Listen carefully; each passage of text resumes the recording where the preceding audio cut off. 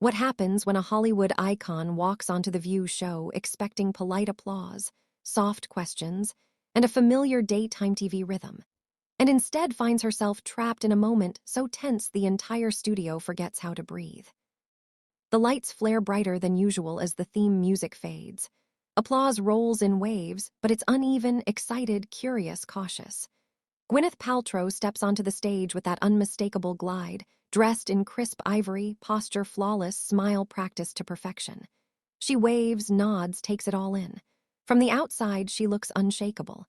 Inside, she feels it already. Something's off. She settles into her chair at the table, directly across from Whoopi Goldberg. To Whoopi's right sits Joy Behar, arms crossed, lips already curled into a knowing half-smile. Sunny Hostin flips through her notes with deliberate calm. Sarah Haynes offers a warm nod. Alyssa Farah Griffin watches closely, sensing the temperature before the first word is spoken. The audience claps again, then quiets faster than usual. Whoopi leans into the table, fingers laced. "Welcome back, Gwyneth." "Thank you," Gwyneth replies, voice smooth, measured. Years of interviews have trained her well. But the energy doesn't soften. Joy jumps in quickly. "You've had a big year, big business, big opinions." A few chuckles ripple through the crowd. Gwyneth smiles. "That's one way to put it." Sunny looks up. "Another way is controversial." The word lands heavy. Gwyneth's smile tightens just a fraction. She's been here before. Headlines, think pieces, eye rolls, but this feels different. The silence between words feels intentional, sharpened. Whoopi tilts her head. "Let's talk about Goop." There it is. A murmur spreads through the audience like a breeze before a storm. Gwyneth straightens in her chair. "Sure." "People say," Whoopi continues, voice calm but edged, "that you profit off fear, that you sell wellness wrapped in privilege." You could hear a pin drop. The cameras zoom in. Gwyneth blinks once, twice. She hadn't expected the opening shot to be fired so directly. "I don't agree with that characterization," she says carefully. Joy lets out a short laugh. "But you've heard it." "Of course I have." Sunny leans forward. "Then why keep pushing products and ideas that doctors, scientists, and even former fans call dangerous?" The audience gasps. Someone in the front row whispers, "Oh, wow." Gwyneth's pulse kicks up. She keeps her hands folded, nails pressing lightly into her skin. Because innovation is often misunderstood before it's accepted. Joy shakes her head. "That's not innovation, that's marketing." A few audience members clap. Others sit frozen. Gwyneth turns toward Joy, her voice still calm, but something harder now underneath. "I think it's easy to dismiss what you don't take time to understand." Whoopi raises an eyebrow. "So people just aren't smart enough?" "No," Gwyneth replies quickly. "That's not what I said." "But it's what it sounds like," Alyssa Farah Griffin interjects. The tension thickens. Gwyneth inhales slowly. "Stay composed," she tells herself. "Don't give them the reaction they want." Sarah Haynes tries to soften the moment. "Gwyneth, do you ever worry about the influence you have?" Gwyneth nods. "All the time, that's why I'm careful." Joy leans back. Careful isn't the word that comes to mind. The audience reacts louder now, scattered applause, uneasy laughter. Gwyneth's jaw tightens. Her eyes flick briefly toward Whoopi, searching for neutrality. She doesn't find it. Whoopi folds her arms. "You're not just an actress anymore, you're a brand, and brands get questioned." Gwyneth meets her gaze. "And I welcome questions. What I don't welcome is being reduced to a caricature." Sunny doesn't blink. "Some would say you created that caricature." The words hit, harder than expected. For the first time, Gwyneth's voice wavers, just slightly. "I built a company that encourages people to listen to their bodies." Joy cuts in, "and empty their wallets." A sharp "oh" bursts from the audience. Gwyneth turns fully toward Joy now. "That's unfair." Joy shrugs. "That's television." The room feels smaller, hotter. Gwyneth's mind races, every headline, every meme, every late-night joke stacked against her in this moment. Whoopi watches closely, then says quietly, "You look surprised." Gwyneth swallows. I'm surprised by the tone. Sunny tilts her head. This is the tone of accountability. That word again. Accountability. It echoes in Gwyneth's chest. She exhales, longer this time. Accountability should be rooted in honesty, not hostility. The audience reacts, half applause, half murmurs. The divide is visible now. Clear. Whoopi leans forward. Then be honest with us. Do you believe everyone criticizing you is wrong? Gwyneth hesitates. The cameras catch it. The audience feels it. No, she says slowly. But I do believe I'm being held to a standard that shifts depending on who's judging me. Joyce smiles thinly. That comes with power. Gwyneth's composure cracks, just enough to let emotion through. And with being a woman who doesn't apologize for taking up space.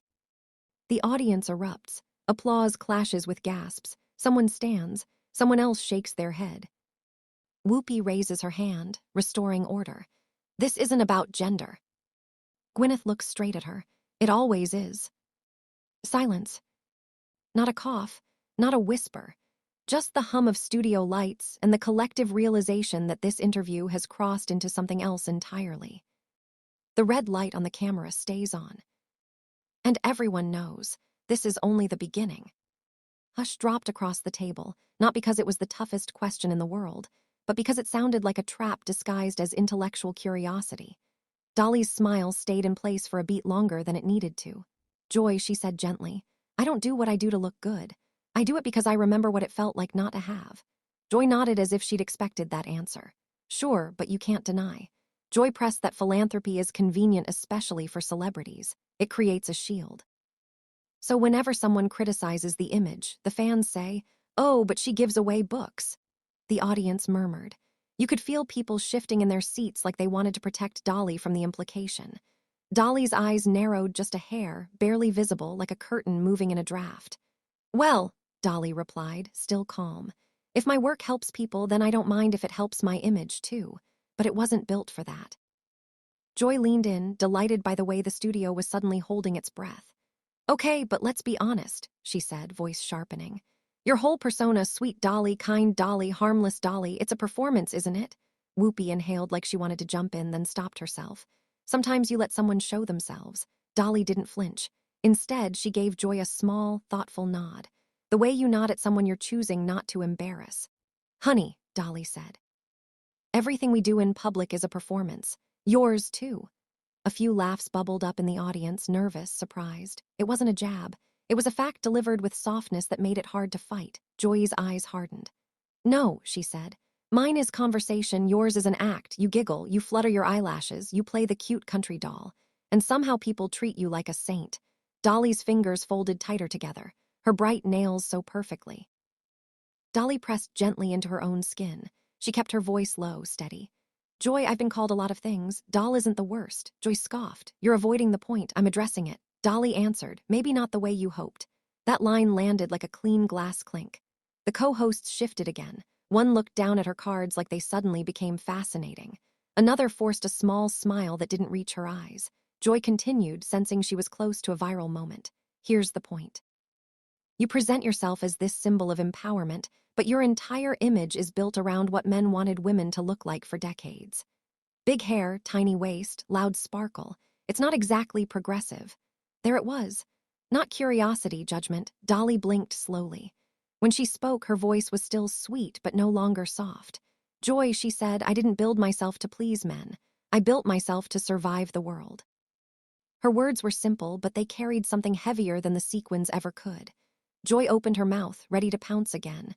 But Dolly held up a finger, polite, measured, firm. And before you decide what kind of woman I am, Dolly continued. You might want to ask yourself something. Joy's face tightened. What? Dolly's smile returned, but it looked different now. It wasn't warmth. It was composure. When you look at me, Dolly asked quietly. Do you see a woman who chose her own life, or do you only see what you've been taught to resent? The studio went still. It wasn't a mic drop moment yet. It was worse for Joy. It was a mirror. Joy's lips parted. She tried to laugh it off, but the laugh came out thin. Oh, please, she snapped. Resent. I'm just tired of watching grown women play dress-up and calling it empowerment. The audience gasped. The holiday set suddenly felt like a stage for something darker. Dolly's eyes moved from Joy's face to the camera, then back, and for the first time you could see it clearly. Dolly wasn't trying to win, she was trying not to lose her temper. "Joy," she said, voice still even. "I've never asked you to like my hair." Joy shrugged. "Well, it's hard not to notice it." Dolly nodded slowly. "And I've never asked you to approve of my choices," she added. Joy leaned back smug again. "Then why are you so defensive?" Dolly paused. The pause was long enough to make the studio swallow. "Because you're not discussing my choices," Dolly said. "You're mocking them." Joy's face flushed. "That's ridiculous." "Is it?" Dolly asked, still quiet. "Or is that just what bullies say when they get called out?" The word bullies landed and rolled through the room like thunder. Whoopi's eyes widened. One of the co-hosts actually froze mid-breath. Joy's posture stiffened and her tone turned sharp. "Too sharp, too fast. Don't call me a bully," she hissed. "I'm asking questions." Dolly's voice didn't rise. "That's the thing, Joy," Dolly replied. "Questions are meant to understand. Yours are meant to cut." Joy's smile vanished. For a brief moment you could see the calculation behind her eyes. Push harder, break her, get the clip. And she did. "Well then," Joy said, leaning forward. "Let's cut to the truth. You're not the saint people think you are. You're a businesswoman who sold a fantasy, and you sold it so well, people forgot to ask who you really are." The air in the studio tightened. Even the audience, usually eager, went quiet like they sensed something sacred had been touched. Dolly didn't move, but her hands unlin, her shoulders lifted slightly, then settled, like someone bracing without wanting anyone to notice. Her smile faded to something neutral, controlled. And when she spoke, her voice was calm enough to scare people more than anger ever could. "Joy," she said softly, "you keep talking like you know me." Joy's eyes narrowed. "I know what you show," Dolly nodded once. "And you keep poking," she continued. "Like you're hopping I'll finally snap so you can feel justified." Joy scoffed. "That's absurd." Dolly leaned in, not aggressively, not theatrically, just enough to close the distance. "No, honey," she said. "That's exactly what this is." The studio held its breath because Dolly Parton, America's sweetheart, had stopped being sweet, and Joy Behar had just realized she might have pushed the one person in the room who didn't need to raise her voice to destroy a narrative. Joy opened her mouth to fire back, but Dolly spoke first. "One more question from you like that," Dolly said, still quiet. "And we're going to have a very different kind of conversation." Joy blinked.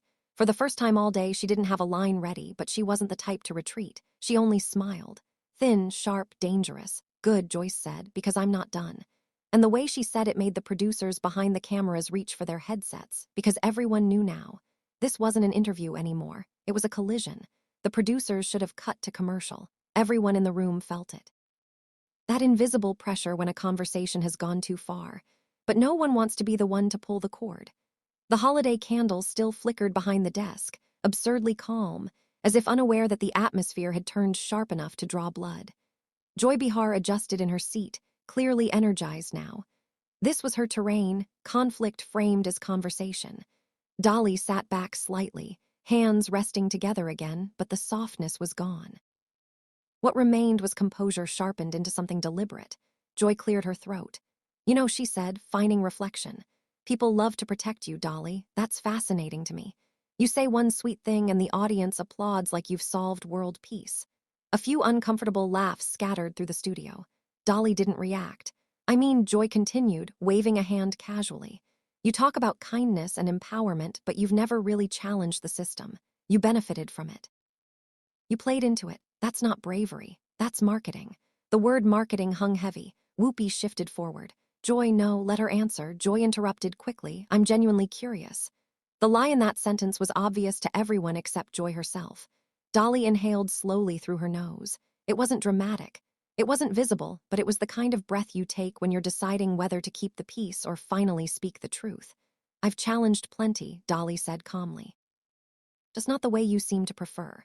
"Oh," Joy raised an eyebrow. "How so?" Dolly turned her head slightly toward the audience before answering. "Not for approval, but for grounding. I challenged poverty by refusing to stay poor," she said. "I challenged illiteracy by putting books into children's hands. I challenged exploitation by owning my work." Joy smirked.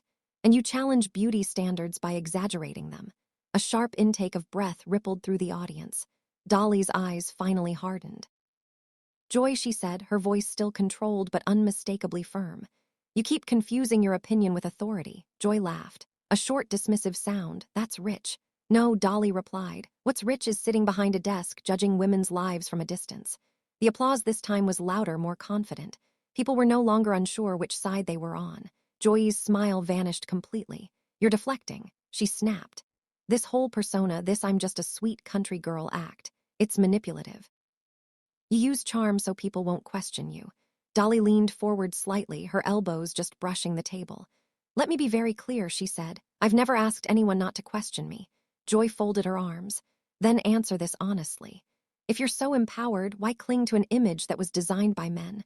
That was the line. Not because it was new, but because it was relentless. Dolly stared at Joy for a long moment, long enough that the studio went completely silent. Even the crew behind the cameras stopped moving. When she spoke again, her voice was steady but stripped of warmth. "I didn't cling to anything," Dolly said. "I chose." Joy scoffed. "You call that choice?" "Yes," Dolly answered. "Because choice doesn't have to look like yours to be valid." Joy shook her head. "You're romanticizing conformity." Dolly smiled faintly, not kindly. "And you're weaponizing contempt." The words landed with surgical precision. Joy opened her mouth to retort, but Dolly didn't let her. "You know what bothers me most, Joy?" Dolly continued. "It's not that you don't like my hair, it's not that you don't respect my work." Joy rolled her eyes. "It's that you keep talking like there's only one correct way to be a woman. And surprise, it just happens to look like you." The studio erupted. Applause broke out before anyone could stop it. A few people even stood. Whoopi exhaled sharply, half impressed, half alarmed. Joy's face flushed crimson. "That's absurd," she snapped. "You're projecting." "No," Dolly said quietly. "I'm observing." Joy leaned forward now, voice raised, irritation bleeding through her words. "I'm tired of women like you getting a free pass because you smile and donate money. You don't get to avoid scrutiny just because people find you likable." Dolly nodded slowly. "And you don't get to disguise hostility as scrutiny just because you enjoy tearing people down." Joy's jaw tightened. "That's insulting." Dolly met her gaze without blinking. "So is being called a cartoon. So is being reduced to my appearance. So is having my life's work dismissed as a costume." The room was electric now. This wasn't daytime TV anymore. This was a reckoning. Joy raised her voice further. "You want honesty? Fine. I think your whole image infantilizes women. I think it tells them they need to be cute to be accepted. And I think it's irresponsible." The silence afterward was brutal. Dolly's expression didn't change, but something behind her eyes did. She straightened her jacket slowly, deliberately. "You don't get to tell women what empowers them," Dolly said, each word measured. "Not you, not me, no one." Joy laughed bitterly. "Spare me the lecture." Dolly's voice dropped lower. "This isn't a lecture," she said. "This is a boundary." Joy blinked. "For the last 20 minutes, Dolly continued, "you've talked at me, not with me. You've mocked my appearance, questioned my motives, and dismissed my choices." Joy opened her mouth, but Dolly raised a hand not to silence her but to stop the spiral. "I stayed," Dolly said, "because I believed you'd eventually ask something worth answering." The words stung more than any insult. Joy's composure cracked. "You're being dramatic," Dolly nodded once. "That's what people say when they don't like being confronted." Joy stood abruptly, chair scraping loudly against the floor. "I don't have to sit here and be accused of bullying," she snapped. "This is my show." Dolly looked at her calmly. That, Dolly replied, "is exactly the problem." Joy froze. "This isn't your show," Dolly continued. "It's a platform, and platforms come with responsibility." Joy's voice rose to a near shout. "You don't get to lecture me about responsibility." Dolly leaned back as finally exhaling. "You're right," she said. "I don't," she paused, "but I do get to decide how I'm treated." The room went deathly quiet. Joy stared at her, stunned. Not because Dolly was angry, but because she wasn't. "I came here in good faith," Dolly said, standing now slowly, calmly. "I answered your questions, I accepted your tone, I even gave you the benefit of the doubt."